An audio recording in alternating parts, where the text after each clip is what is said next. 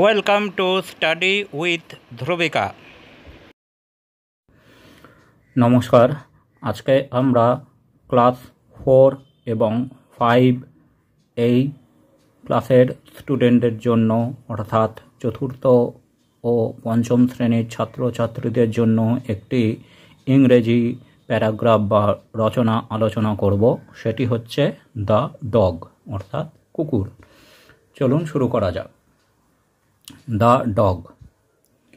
Dogs are loyal and friendly animals that have been companions to humans for thousands of years. কুকুর হচ্ছে বিশ্বস্ত এবং বন্ধুত্বপূর্ণ একটি পশু যে মানুষের সঙ্গী হিসেবে আছে বহু হাজার বছর ধরে। They came in various shapes, sizes and colors, from tiny chihuahuas to large Great Danes.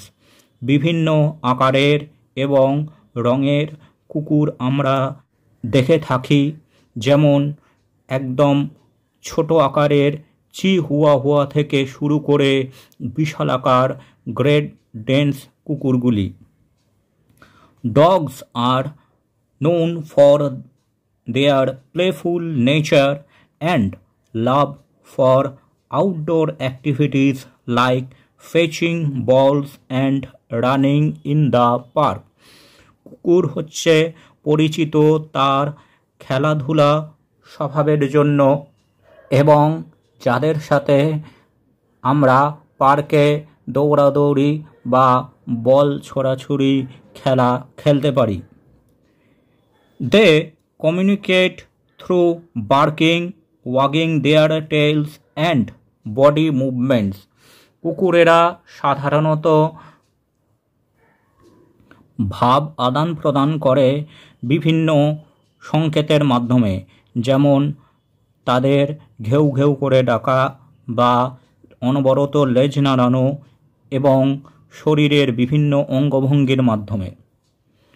Many dogs serve important roles such as guiding visually impaired individuals, assisting police in detecting substances, and providing emotional support.